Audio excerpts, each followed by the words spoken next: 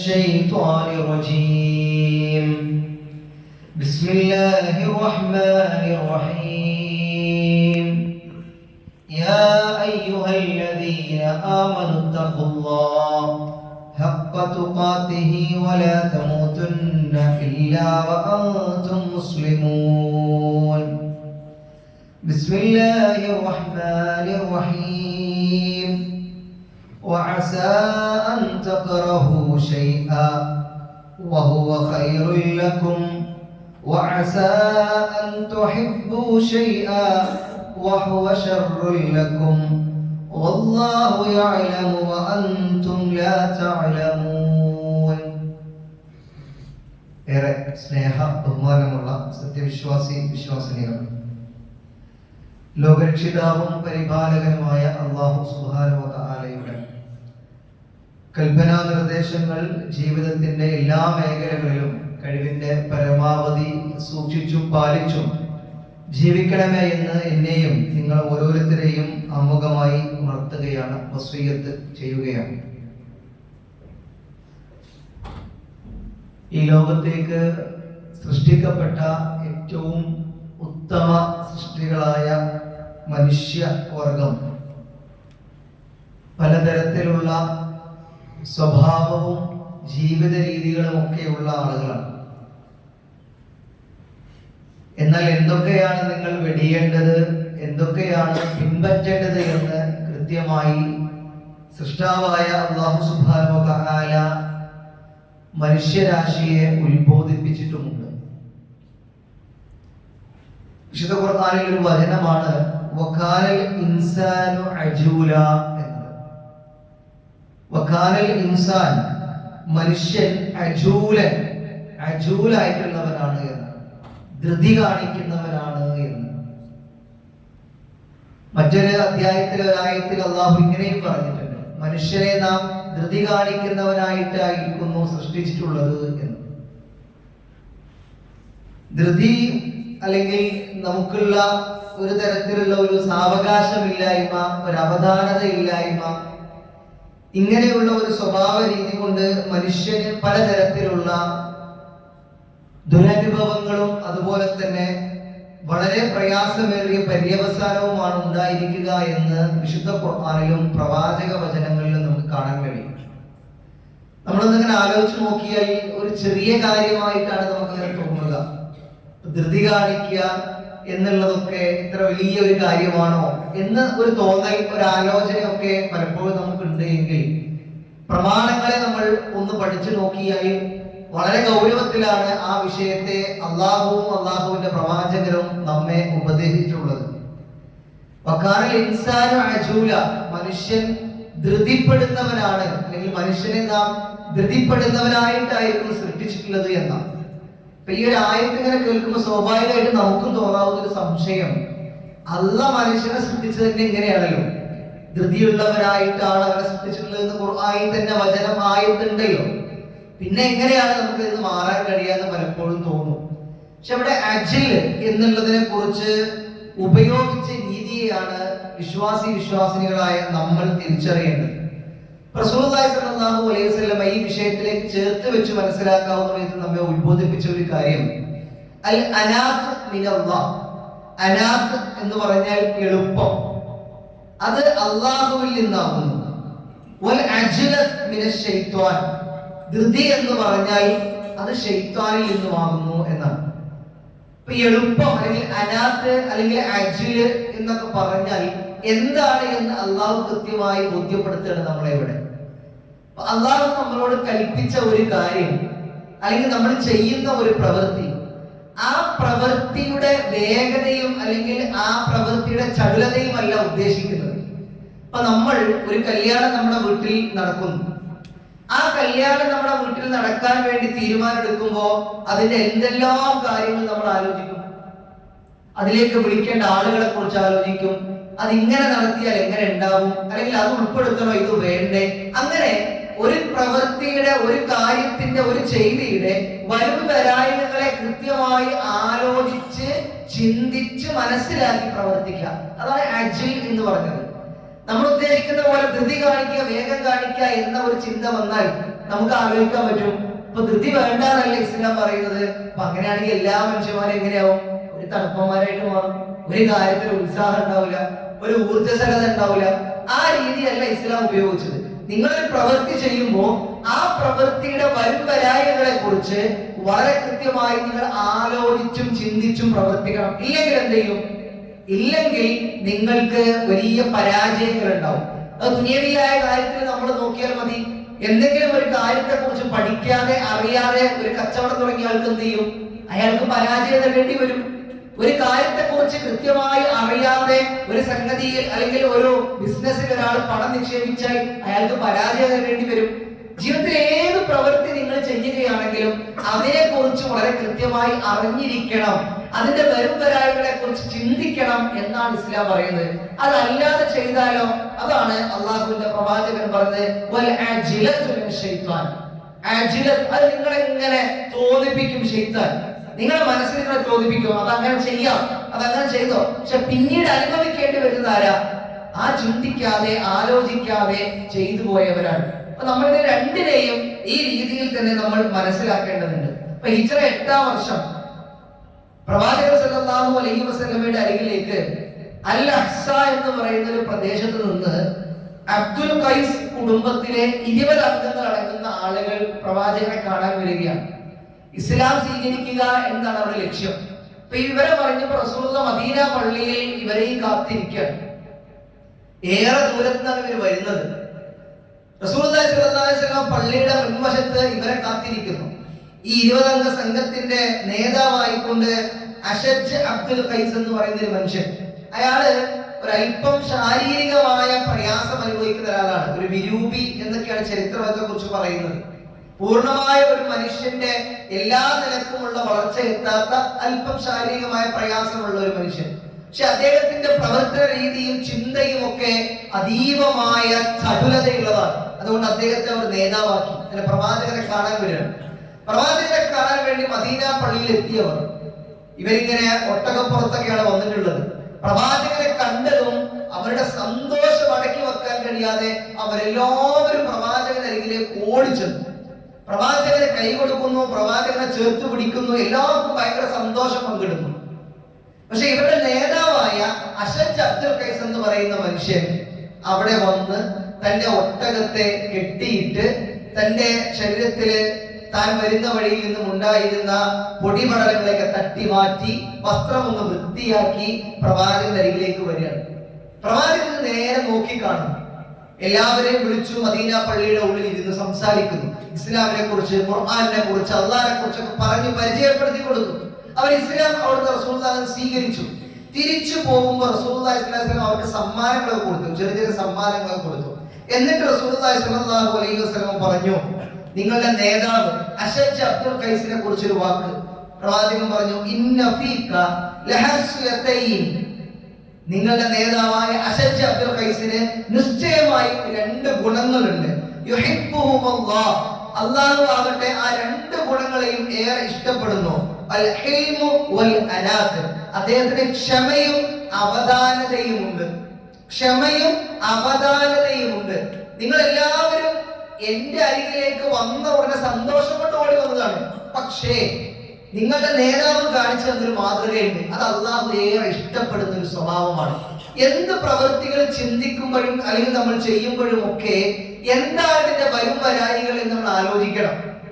നമ്മൾ സ്ഥലത്ത് കയറി ചെല്ലുമ്പോ നമ്മൾ എങ്ങനെയാണ് ചെല്ലേണ്ടത്, നമ്മൾ എങ്ങനെയാണ് പെരുമാറേണ്ടത്, ഇതിനെ കുറിച്ചൊക്കെ നമ്മളിങ്ങനെ ധാരണ ഉണ്ടാവണം. അല്ലാതെ ചെല്ലുമ്പോൾ ഉണ്ടാകുന്ന ചില പ്രയാസങ്ങളൊക്കെ നമ്മൾ ദുനിയവിയായി തന്നെ മനസ്സിലാക്കുന്നതാണ്. പക്ഷെ ഇസ്ലാം ഒരു മനുഷ്യന്റെ ജീവിതത്തിൽ വളരെ കൃത്യമായി അവന്റെ സംസ്കാരം എങ്ങനെയാവണമെന്ന് വ്യക്തമായി നമ്മെ ഉത്ബോധിപ്പിക്കുകയാണ്. ഇനി നിങ്ങൾ നോക്കൂ, ചില കാര്യങ്ങളിൽ പ്രധാനമായും ഇസ്ലാം നമ്മളോട് ധൃതി കാണിക്കരുത് എന്ന് പറഞ്ഞിട്ടുണ്ട്.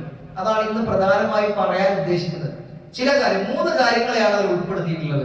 അതിൽ ഒന്നാമത്തെ ഒരു കാര്യം നമ്മുടെ പ്രാർത്ഥനയുടെ വിഷയത്തിലാണ്. ഇപ്പൊ നമുക്കറിയാം, നമുക്ക് എന്തൊക്കെ സജ്ജീകരണങ്ങൾ നമ്മൾ ഒരുക്കി എന്ന് പറഞ്ഞാലും, സാമ്പത്തികമായും അതല്ലെങ്കിൽ നമുക്ക് സുരക്ഷിതത്വമായും ഒക്കെ നമ്മൾ ഒരുക്കി വെച്ചാലും നമ്മുടെ കയ്യിലുള്ള ഏറ്റവും വലിയ ആയുധം എന്താ? അത് പ്രാർത്ഥനയാണ്. എന്തിനേക്കാളും അപ്പുറം നമുക്ക് പ്രാർത്ഥന എന്ന് പറയുന്നത് അത്രമേൽ വലുതാണ്. ആ വിഷയത്തിലും ഇസ്ലാം വളരെ കൃത്യമായി നമ്മോട് പറയുന്നു, നിങ്ങൾ ആ വിഷയത്തിൽ, പ്രാർത്ഥനയുടെ വിഷയത്തിൽ നിങ്ങൾ ഒരിക്കലും അതിന് ധൃതി കാണിക്കരുത് എന്നാണ്. റസൂലുള്ളാഹി സ്വല്ലല്ലാഹു അലൈഹി വസല്ലം പറഞ്ഞു, യുസ്തജാബു ലിഅഹദികും മാ ലം യജ്അൽ യഖൂലു ദഅവതു ഫലം യുസ്തജിബ് ലി. നിങ്ങൾ പ്രാർത്ഥിക്കുന്ന ഒരാളാണെങ്കിൽ ഞാൻ എത്ര പ്രാർത്ഥിച്ചിട്ടും എനിക്ക് ഉത്തരം ലഭിച്ചിട്ടില്ല എന്ന് പറയാതിരിക്കുന്നിടത്തോളം കാലം അള്ളാഹു നിങ്ങളുടെ പ്രാർത്ഥന സ്വീകരിക്കുന്ന. നമ്മളൊക്കെ പ്രാർത്ഥിക്കുന്ന ആൾക്കാരാണ്. ഈ പ്രാർത്ഥിച്ചിട്ട് ഞാൻ എത്ര പ്രാർത്ഥിച്ചു കുറച്ചോരെ എന്തെനിക്ക് ഉത്തരം കിട്ടാത്തതെന്ന അങ്ങനെ പറയാത്തിടത്തോളം കാലം.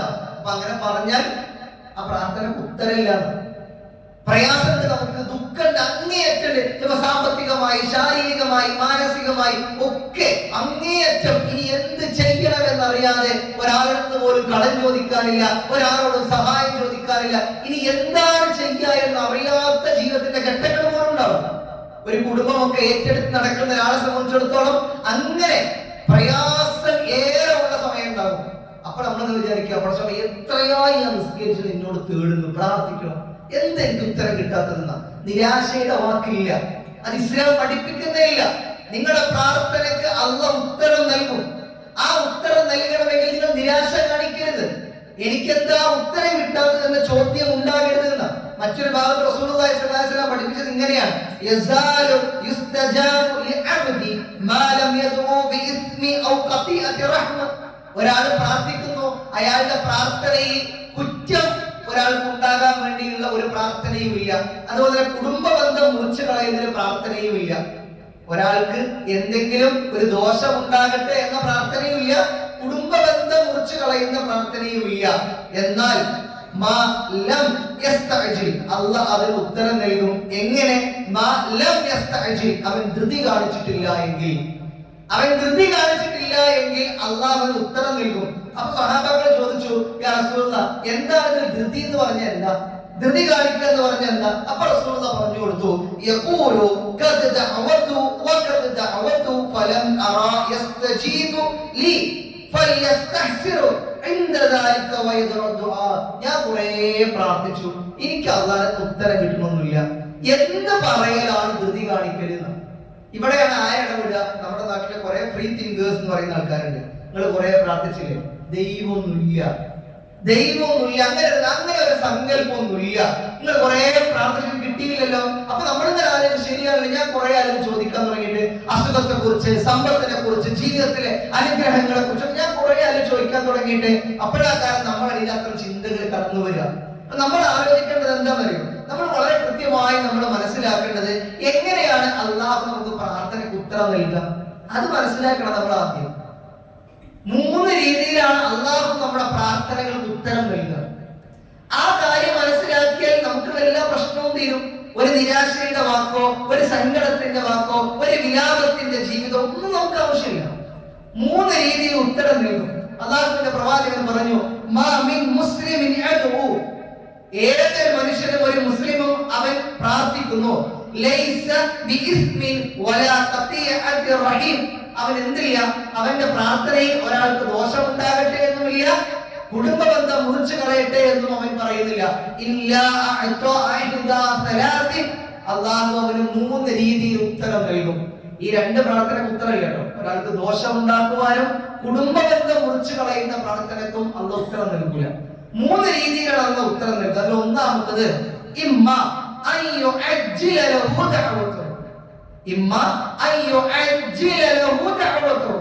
അവൻ പ്രാർത്ഥിച്ചു, അവൻ എന്താണോ പ്രാർത്ഥിച്ചത് അത് അള്ളാഹ് കൊടുക്കും. ഇതാണ് ഒന്നാമത്തെ രീതി. നമ്മളെന്താ മനസ്സിലാക്കിയത്? അധികം ആളുകൾ എന്താ മനസ്സിലാക്കിയത്? ഇത് ഇങ്ങനെയാണെന്നാണ്. ഞാൻ ചോദിക്കാം, പടച്ചോൻ തരിക, ഞാൻ ചോദിക്കാം, പടച്ചോൻ തരിക. തന്നിട്ടില്ലെങ്കിലോ നമുക്ക് നിരാശ, സങ്കടം. ഞാൻ എത്ര പ്രയാസപ്പെട്ടു, എത്ര പാതിരാവുകളിൽ ഞാൻ ഉറക്കമൊഴിച്ചിരുന്ന് പ്രാർത്ഥിച്ചു, സങ്കടം ഇല്ല. ഇതൊരു രീതി മാത്രമാണ്. നമ്മൾ ചോദിക്കുന്നു, അള്ളാഹ് നമുക്കത് തരുന്നു. അപ്പൊ നമ്മൾ ആലോചിച്ച് നോക്കുമ്പോഴേ ചിലത് അള്ളാഹ് നമുക്ക് തരൂല. ചിലപ്പോ നമ്മൾ ചോദിച്ചത് അള്ളാഹ് നമുക്ക് തന്ന ചിലപ്പോ നമ്മുടെ പരലോകത്തിന് നഷ്ടം. കാരണം ആ രീതിയിലേക്ക് നമ്മുടെ ജീവിതം മാറിപ്പോകും. വളരെ ലളിതമായ ഉദാഹരണം പറയാം നമുക്ക്. ഒരു ചെറിയ കുട്ടി, ആ കുട്ടിയുടെ അരികത്തിൽ നിന്ന് ഉമ്മ കത്തി കൊണ്ട് പച്ചക്കറി ഇങ്ങനെ അരിയുന്നു. പച്ചക്കറി അരിയുന്നു. അത് കണ്ടിട്ട് ആ കുട്ടിയും വേറെ കത്തിയെടുത്ത പച്ചക്കറി അരിയുന്നു. സ്വാഭാവികമായിട്ട് ഉമ്മ എന്ത് ചെയ്യും? ആ കുട്ടിയിൽ നിന്നും അത് മാറ്റിവെക്കും. എന്തുകൊണ്ടാണ് അത് മാറ്റിവെച്ചത്? ആ കുട്ടിയോട് സ്നേഹമില്ലായിട്ടല്ലല്ലോ, സ്നേഹം കൂടിയതുകൊണ്ടല്ലേ. കാരണം അത് ഉപയോഗിച്ചാൽ ആ കുട്ടിക്ക് എന്തുണ്ടാവും? ആ കുട്ടിക്ക് അപകടം ഉണ്ടാകും. ആ ശ്രദ്ധ ആ ഉമ്മയുടെ സ്നേഹമാണ്. നമ്മൾ ആലോചിച്ച്, നമ്മൾ ചോദിക്കുന്ന പലതും ചിലപ്പോൾ തന്നു കഴിഞ്ഞാൽ നമുക്കത് പിന്നീട് പരലോകം പോലെ നഷ്ടമാകുന്നതാവും. അത് നമുക്കറിയില്ല. അതുകൊണ്ട് അള്ളാഹു ചിലത് തരില്ല. നമ്മൾ എത്ര ചോദിച്ചാലും തരില്ല, അത് പിടിച്ചു വെക്കും. അതുകൊണ്ട് ചോദിച്ചതൊക്കെ നമുക്ക് കിട്ടണമെന്നില്ല. ഒരു ഉത്തരം നൽകുന്ന രീതി ചോദിച്ചാൽ അള്ളാഹ് തരുന്നതാണ്, ചിലപ്പോൾ തരൂല. അപ്പൊ നമ്മൾ ഈ പ്രാർത്ഥിച്ച പ്രാർത്ഥന എന്തായി പോയി? അതൊക്കെ വെറുതെ ആകുമോ? അല്ല. അതിനുള്ള മറുപടിയാണ് റസൂൽ 2-3 നമ്മോട് പഠിപ്പിച്ചത്. രണ്ടാമത് എന്താണ്? നമ്മൾ പ്രാർത്ഥിച്ച പ്രാർത്ഥനകളിൽ ചിലർക്ക് ഉത്തരം നമുക്ക് ലഭിക്കുക പരലോകത്ത് വെച്ചാണ്. പരലോകത്ത് വെച്ചാണ്. നമ്മുടെ പ്രാർത്ഥന ഒന്നും നഷ്ടമായി പോകുന്നില്ല, വിഫലമായി പോകുന്നില്ല. അതല്ലേ നമുക്ക് ഏറ്റവും ഉത്തമം. ഇവിടെ നമുക്ക് കുറച്ച് പ്രയാസവും പ്രതിസന്ധിയും ഒക്കെ സഹിച്ചാലും, കുറച്ചൊക്കെ ത്യാഗം നമ്മൾ സഹിച്ചാലും, നമ്മുടെ പ്രാർത്ഥനകൾക്ക് അള്ളാഹു പരലോകത്തോടെ ഉത്തരം നൽകുമെങ്കിൽ നമുക്ക് ഏറ്റവും ഉത്തമം അതല്ലേ. മൂന്നാമത്തെ വാക്ക് എന്താ?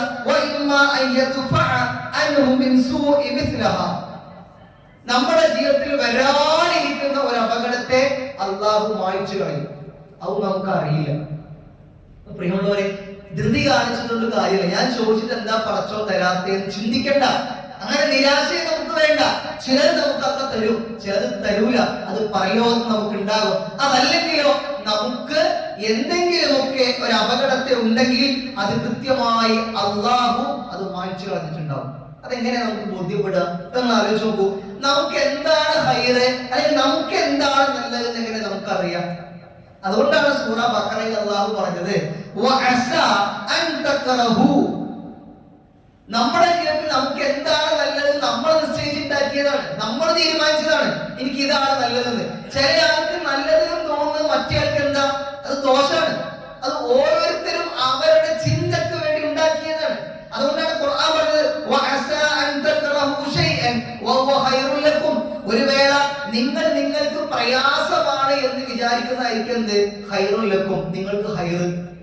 ഒരല്പം പ്രയാസം എടുക്കൊക്കെ ഉണ്ടാവും, പക്ഷെ പിന്നെ ആയിരിക്കും നിങ്ങൾക്ക് അതിന്റെ നന്മ മനസ്സിലാവുക. നിങ്ങൾക്കത് ഹൈറായിരിക്കും. എന്നാൽ നിങ്ങൾക്ക് ഇഷ്ടമുള്ള, നിങ്ങൾക്ക് നല്ലത് തോന്നുന്ന എന്തായിരിക്കും? അത് ചിലപ്പോൾ ഷർറുമായിരിക്കും. എന്നിട്ട് അല്ലാഹ് പറഞ്ഞു, വല്ലാഹു യഅലമു വഅൻതും ലാ തഅലമൂൻ. വല്ലാഹു യഅലമു, അല്ലാഹുവാണ് എല്ലാം അറിയുന്നവൻ. വഅൻതും ലാ തഅലമൂൻ, നിങ്ങൾക്ക് പരിമിതമായ അറിവേ ഉള്ളൂ. എന്താണ് നന്മ, എന്താണ് ഹൈർ എന്നുള്ളത്.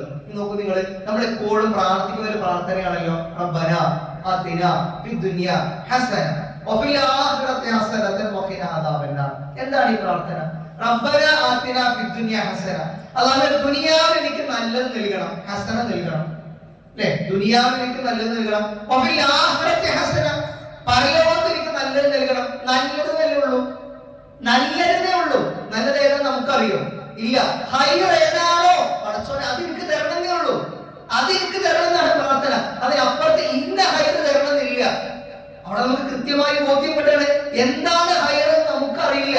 അതുകൊണ്ടാണ് അല്ലാഹു പറഞ്ഞത്, ചിലത് ഞാൻ തരില്ല, ചിലത് നിങ്ങൾ പിടിച്ചു വെക്കും. ചില ആൾക്ക് ചിലത് കൊടുക്കും. ചില ആളുകളുടെ പ്രാർത്ഥന പരലോകത്തെ ഉത്തരം നൽകുള്ളൂ. ചിലപ്പോൾ നിങ്ങൾ പോലും അറിയാത്ത, നമുക്ക് അറിവില്ലാത്തതിനപ്പുറത്ത് അറിവുള്ള റബ്ബ് എന്തെങ്കിലും നമുക്ക് വരാൻ നിൽക്കുന്ന ഒരു അപകടത്തെ മായ്ച്ചു കളയും. അതുകൊണ്ട് പ്രിയമുള്ളവരെ, പ്രാർത്ഥന അത് നമ്മുടെ ജീവിതത്തിലെ ഏറ്റവും വലിയൊരു കാര്യമാണ്. അതിൽ നമ്മൾ എന്ത് ചെയ്യരുത്? ധൃതി കാണിച്ച് ഒരു തരത്തിലുള്ള അവധാനതയും ഇല്ലാതെ ധൃതിപ്പെട്ട് നിരാശയുടെ സങ്കടത്തിന്റെ ഒന്നും വാക്ക് വേണ്ട. അയ്യൂബ് നബി, യൂനുസ് നബി തുടങ്ങിയ പ്രവാചകന്മാരെ ചരിത്രത്തിൽ നോക്കിയാൽ വർഷങ്ങളോളം കാത്തിരുന്ന് പ്രാർത്ഥിച്ച പ്രാർത്ഥന ചരിത്രങ്ങൾ നമുക്ക് കാണാൻ കഴിയും. അതുകൊണ്ട് ഒന്ന് ചോദിച്ചൊന്നും കിട്ടിയില്ലെങ്കിൽ നിരാശ വേണ്ട, ധൃതി കാണിക്കരുത്. എല്ലാ വിഷയത്തിലും ശ്രദ്ധ പഠിപ്പിക്കുന്ന ഏറ്റവും പ്രധാനപ്പെട്ട പ്രാർത്ഥനയാണ്. കിട്ടിയില്ല എന്ന നിരാശാവാക്ക് പറയരുത്. അങ്ങനെ പറയാത്തിടത്തോളം കാലമേ അള്ളാഹു നമ്മുടെ പ്രാർത്ഥന സ്വീകരിക്കുകയുള്ളൂ. പ്രയാസമോ നിരാശയോ സങ്കടമോ വേണ്ട. അള്ളാഹു ഒന്നല്ലെങ്കിൽ മറ്റൊരു നിലക്ക് നമ്മുടെ പ്രാർത്ഥനക്ക് അള്ളാഹു ഉത്തരം നൽകും. ആ രീതിയിൽ ധൃതി കാണിക്കാതെ അള്ളാഹുവോട് ആത്മാർത്ഥമായി പ്രാർത്ഥിക്കുന്ന സത്യവിശ്വാസി വിശ്വാസങ്ങളായി ജീവിക്കുക. അള്ളാഹു സുബ്ഹാനഹു വ തആല എന്നെ നിങ്ങളെയും അതിൽ അനുഗ്രഹിക്കുമാറാകട്ടെ.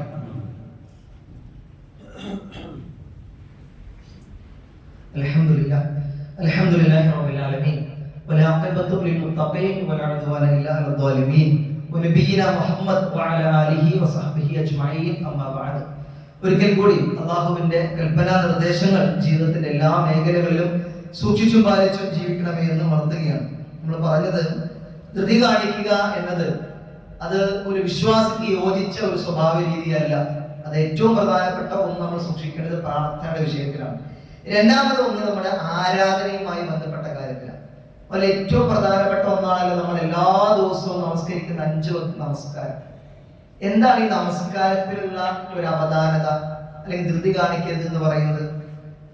റസൂലുള്ളാഹിയും സഹാബാക്കളും നമസ്കാരം കഴിഞ്ഞ് പള്ളിയിൽ നിൽക്കുന്ന സമയത്ത് ഒരാള് നമസ്കരിക്കാൻ വേണ്ടി ഒരാള് വന്നു. അദ്ദേഹം നമസ്കരിക്കാൻ തുടങ്ങി. അദ്ദേഹത്തെ റുകൂഉം സുജൂദും ഒക്കെ പറവകൾ എങ്ങനെ പാറി നടന്ന് കൊത്തിപ്പറിക്കുന്നത് പോലെയായിരുന്നു. സുജൂദ് ഇങ്ങനെ കോഴി ഇങ്ങനെ അരിമണി കൊത്തിക്കുന്നത് പോലെയായിരുന്നു. ഇത് കണ്ടപ്പോൾ റസൂലുള്ളാഹി സ്വല്ലല്ലാഹു അലൈഹി വസല്ലം നിങ്ങളിത് കണ്ടോ? സഹാബാക്കൾ ചോദിക്കാം.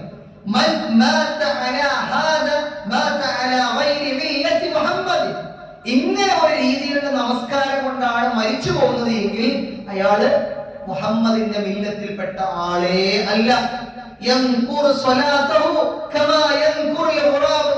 എങ്ങനെ അദ്ദേഹത്തിന്റെ നമസ്കാരം രക്തക്കട്ടയിൽ കിടക്കുന്ന പ്രാണികളെ പറവകൾ കൊത്തി തിന്നത് പോലെയുള്ള ഒരു നമസ്കാരം.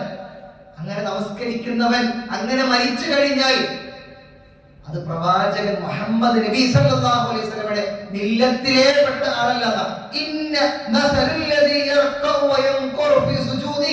എങ്ങനെയാണ് നമസ്കാരം? റുക്കൂ സുജൂദും ഒക്കെ പ്രാർത്ഥിച്ചോ ഇല്ലേ എന്ന് പോലും സംശയം തോന്നുന്ന രീതിയിലുള്ള നമസ്കാരങ്ങൾ. എപ്പോഴാണ് തുടങ്ങിയത്, എത്ര റക്അത്തായി സുജൂദ് ചെയ്തോ എന്ന് പോലും അറിയാത്ത രൂപത്തിൽ എന്തെല്ലാം ആംഗ്യങ്ങൾ കാണിക്കുന്ന രൂപങ്ങൾ പ്രവർത്തിക്കുന്ന രീതിയിലുള്ള ഒരു നമസ്കാരം. എന്നാൽ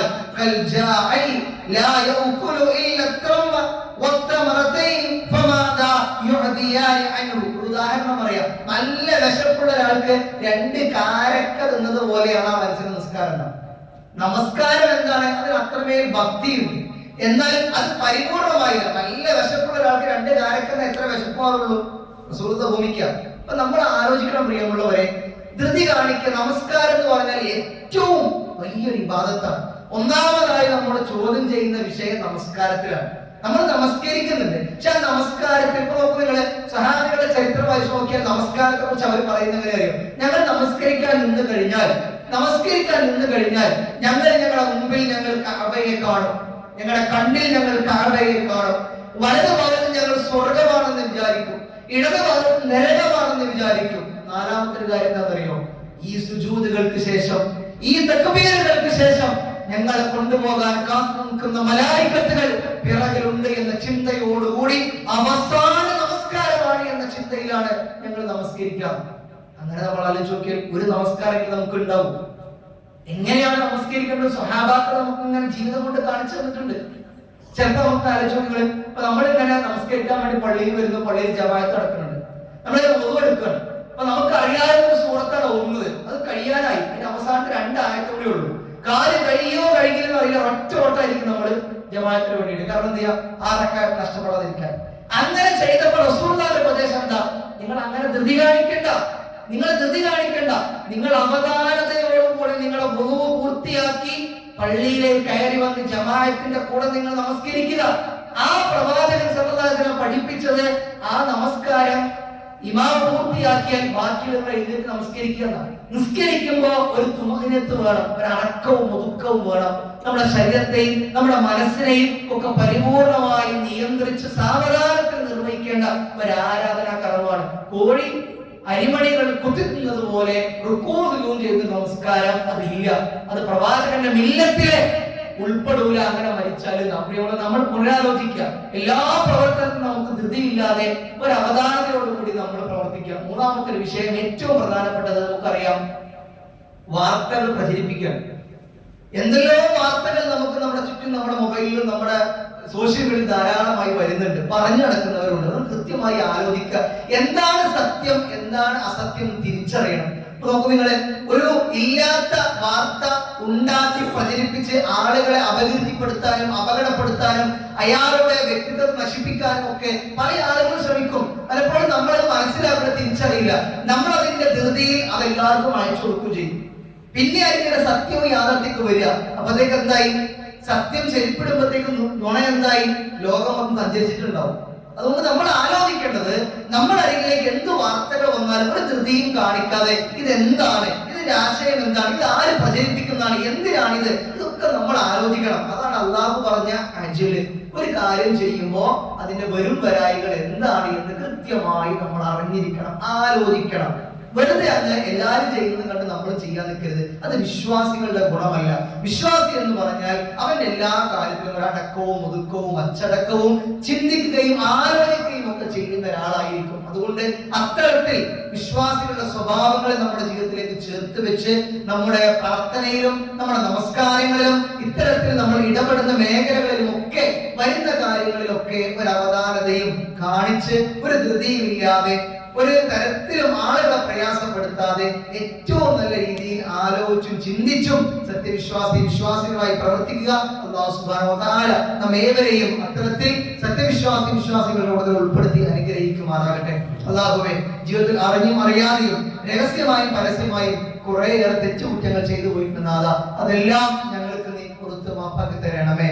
അല്ലാഹുവേ, എവിടെ വെച്ച് മരിച്ചാലും മുസ്ലിമായിട്ട് മരിക്കാൻ, ലാ ഇലാഹ ഇല്ലല്ലാഹ് എന്ന് ഉച്ചരിച്ചുകൊണ്ട് മരിക്കാനുള്ള തൗഫീഖ് ഞങ്ങൾക്ക് ഏവർക്കും നീ പ്രദാനം ചെയ്ത് അനുഗ്രഹിക്കണമേ നാഥ. അല്ലാഹുവേ, ഞങ്ങൾ വിട പറഞ്ഞു പോയ ഞങ്ങളുടെ മാതാപിതാക്കൾ, ബന്ധുമിത്രാദികൾ, സഹോദരി സഹോദരന്മാർ, ഭാര്യ ഭർത്താക്കന്മാർ, മക്കൾ, ഞങ്ങളെ എല്ലാവരെയും നിന്റെ ജന്നാത്തുൽ ഫിർദൗസിൽ നീ ഒരുമിച്ച് കൂട്ടി അനുഗ്രഹിക്കണമേ നാഥ. ഞങ്ങളുടെ മക്കളിൽ നിന്ന് കൺകുളിർമയും സമാധാനവും നൽകി നീ അനുഗ്രഹിക്കണമേ നാഥ. അല്ലാഹുവേ, നാളെ പരലോകത്ത് സ്വർഗ്ഗത്തിലേക്ക് ആനയിക്കുന്ന മുത്തഖീങ്ങളുടെ കൂട്ടത്തിൽ ഞങ്ങളെ നീ ഉൾപ്പെടുത്തി അനുഗ്രഹിക്കണമേ നാഥ. اللهم اجرنا من النار، اللهم اجرنا من النار، اللهم اجرنا من النار. اللهم اعز الاسلام والمسلمين واذل الشرك والمشركين. ربنا تقبل منا انك انت السميع العليم. ربنا آتنا في الدنيا حسنة وفي الآخرة حسنة وقنا عذاب النار. آمين آمين برحمتك يا أرحم الراحمين.